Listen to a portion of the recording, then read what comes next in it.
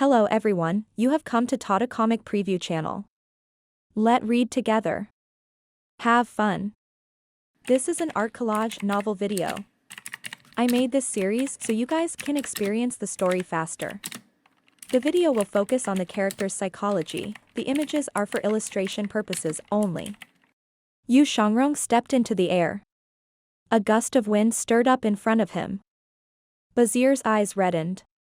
He shouted, "Invite the gods from the four corners."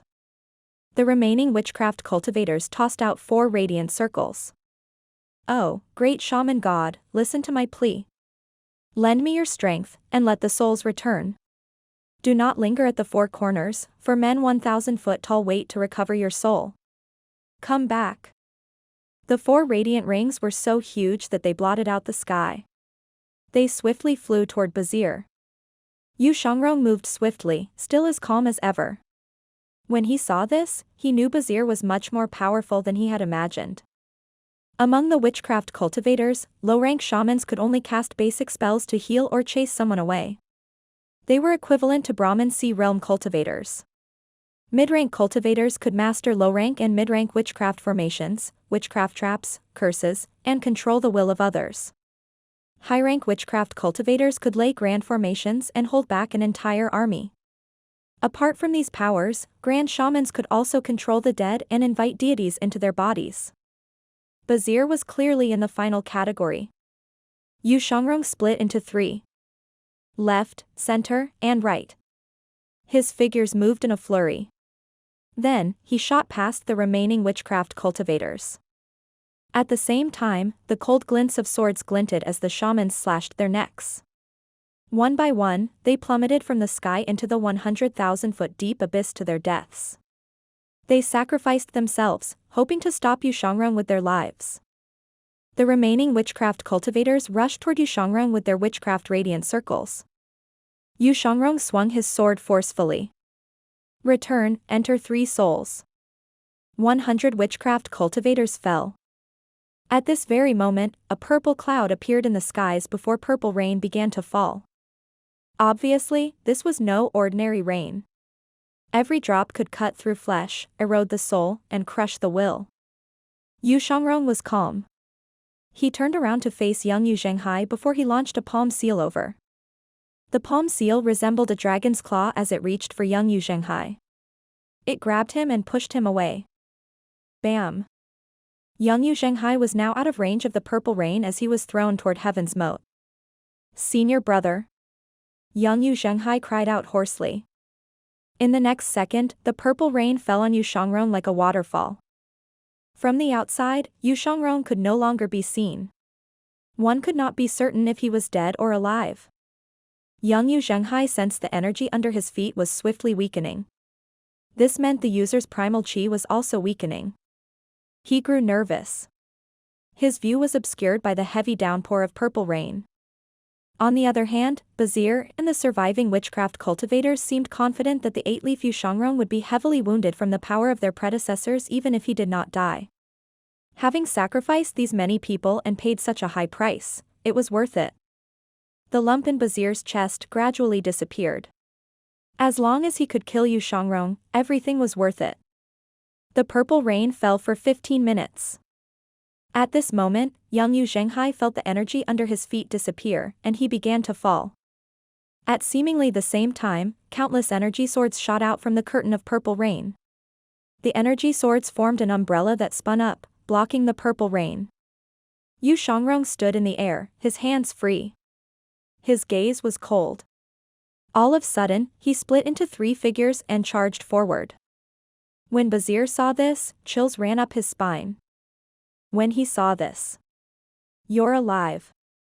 Yu Shangrong looked as though he was casually strolling in the purple rain as he swung his sword around. Every stroke of his blade kept the purple rain at bay. This was one of his basic training in the rain. For Yu Shangrong, not a single drop of water could reach him even if he was standing under a waterfall. That was his sword path. Impossible. Bazir's lips trembled. The look in his eyes and expressions changed drastically. Soon enough, Yu Shangrong's 3 figures were almost upon him. The remaining 5 witchcraft cultivators shielded Bazir with their bodies. Bazir waved his staff. You don't have your sword. How are you going to kill me? Yu Shangrong's expression was cold. A slender energy sword appeared between his index and middle fingers. Who told you that you can't kill without a sword? His body was straight as he pushed his fingers forward. His energy sword skewered the 5 cultivators. The 5 cultivators fell. Yu Shangrong continued moving at lightning speed. Bam! The energy sword skirted around the staff and pierced Bazir's heart, leaving a gaping and bloody wound. Yu Shangrong did not even look at Bazir. He turned around and dove toward young Yu Zhenghai.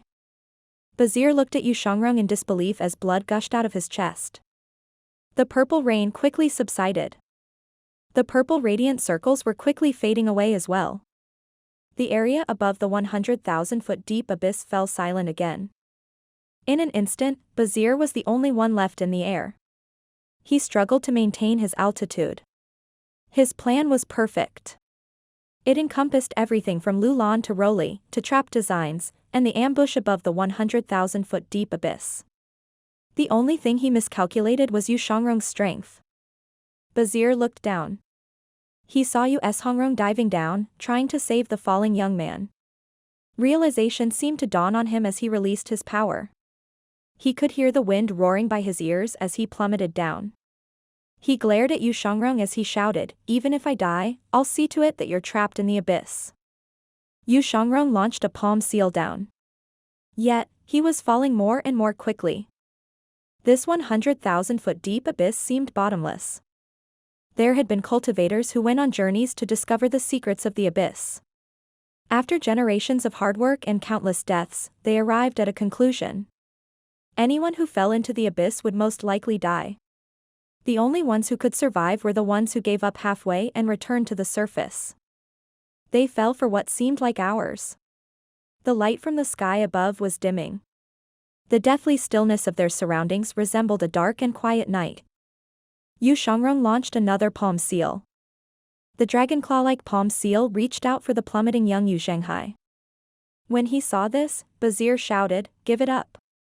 Yu Shangrong's eyes flashed with determination. He waved his hand. Swoosh! The palm seal grabbed hold of Yu Zhenghai and flew upward. Bazir said, "Too late." Suddenly, Yu Shangrong felt a strong gravitational pull from the abyss. He wanted to push himself up with his primal chi, but it demanded too much from him. He could only maintain this balance. As Yu Shangrong hovered in the dark void, he calmly said, "If he dies, Lulan will die as well." Bazir coughed violently as he struggled to maintain his altitude. His heart sank when he heard Yu Shangrong's words. Why? Bazir thought Yu Shangrong would blame the Rulians. If Yu Shangrong died in the Rulians' territory, the evil Sky Pavilion should hold it against the Rulians. Live on. Yu Shangrong was doing his best to keep young Yu Zhenghai afloat, but he realized the young man had fainted during his speedy drop. He aimed a palm upward and struck Yu Zhenghai. Yu Zhenghai broke free from the gravitational pull and rose to the surface. Bazir could not understand Yu Shangrong's actions. Why would you go to such lengths for a mortal? No matter how he looked at it, it was not worth it to sacrifice an 8-leaf cultivator for a mortal. After all, when Yu Shangrong sent Yu Zhenghai upward with the palm seal, he would certainly sink further. Yu Shangrong looked at Yu Zhenghai's disappearing figure that was rising up and said indifferently, "There are things that are worth it for no other reason than one thinking it's worth it." Bazir seemed to be enlightened at this moment. He recalled the conflicts between Lulan and Great Yen in the past. He remembered the 70,000 corpses in the desert. He remembered the water of the Guluo River that was dyed red by blood. Conflicts never ended, nor did war. His great predecessors once said that humans were the species that was most adept at infighting. What would they gain in the end? Perhaps, this is the reason why Great Yen is stronger than the 100,000 tribes. Bazir unleashed the last of his purple power. A purple marshmallow-like cloud that flew up and carried Yu Zhenghai toward heaven's moat. Alas, I no longer have any strength to save you. My only hope is that you'd spare the lives of the people of Lulan. After he said this, Bazir closed his eyes. His body was soon engulfed in purple flames. This was the final act of honor carried out by a grand shaman to prevent his corpse from being controlled by other grand shamans. Self-combustion. The tongues of flames devoured him slowly, until he disintegrated into ashes in the 100,000-foot deep abyss. After the purple rain subsided, the energy sword surrounding the longevity sword faded away. The longevity sword dropped down. So long as Yuan'er had the sword, he would survive. After sensing the location of his longevity sword, he controlled his chi. The longevity sword shone anew. It zipped under his feet at lightning speed.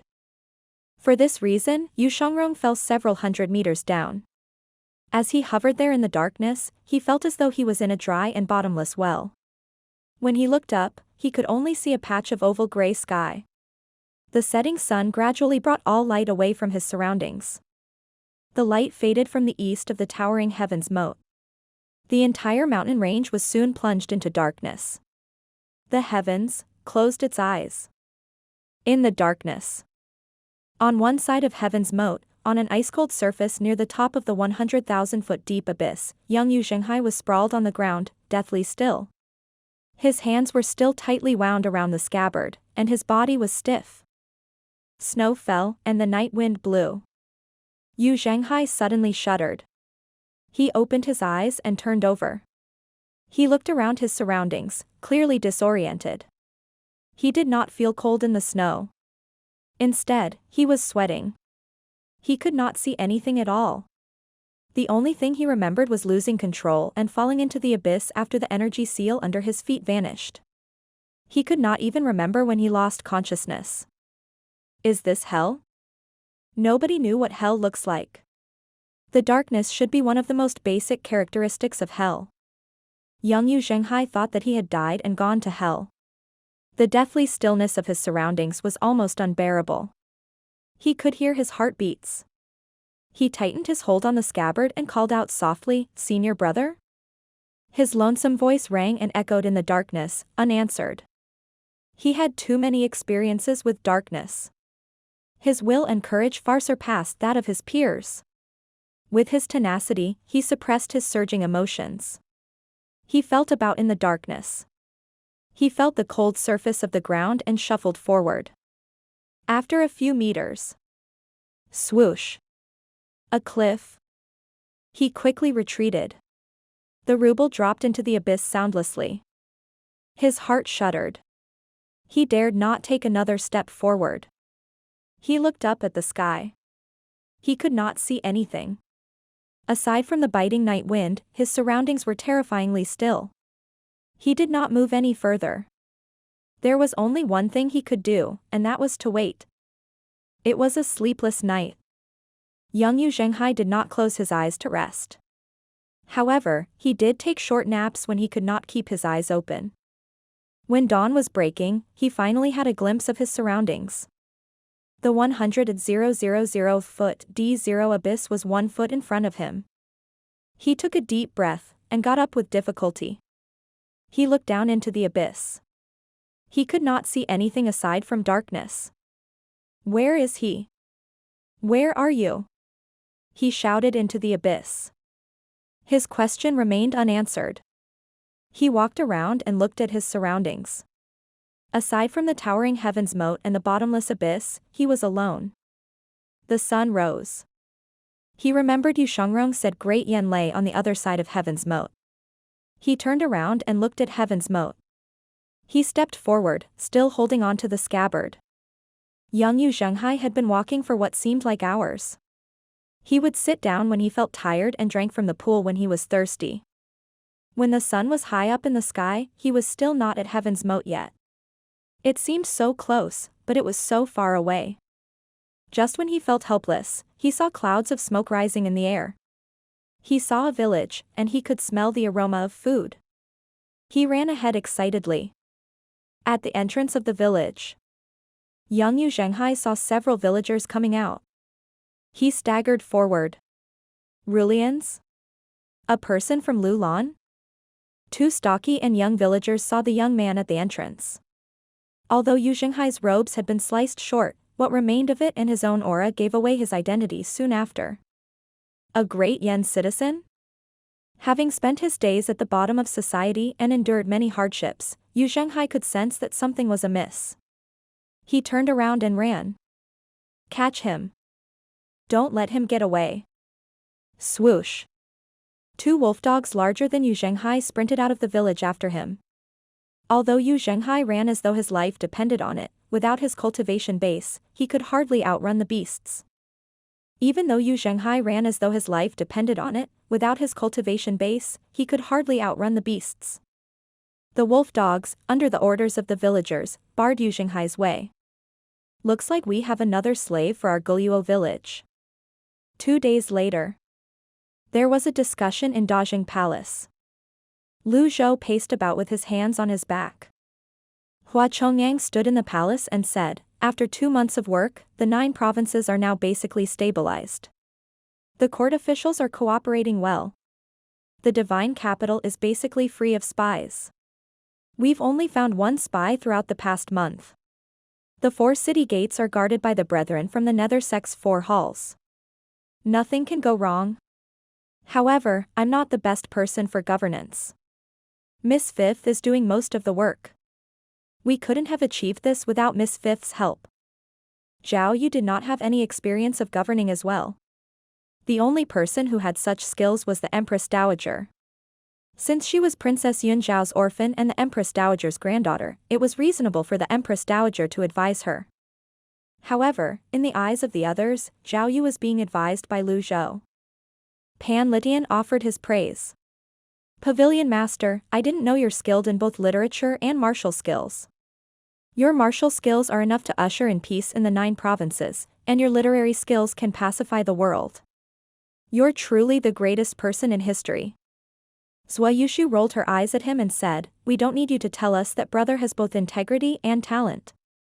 Zhou raised his hand, and interrupted them. He was not in the mood to listen to their flatteries. He looked at Duanmusheng and asked, is there any flying letter from Liang province? Duanmusheng said, 7th junior brother has said that Liang province is peaceful. I think there won't be any conflict in the short term. Besides that. He swallowed his words. However, after giving it some thought, he said, eldest senior brother has successfully returned to life, but on their way back, the people of Lulan laid traps and ambushed them. Things might not be going well for them. When he heard this, Zhou frowned slightly. He stopped stroking his beard and turned around. He asked, have they crossed Heaven's Moat?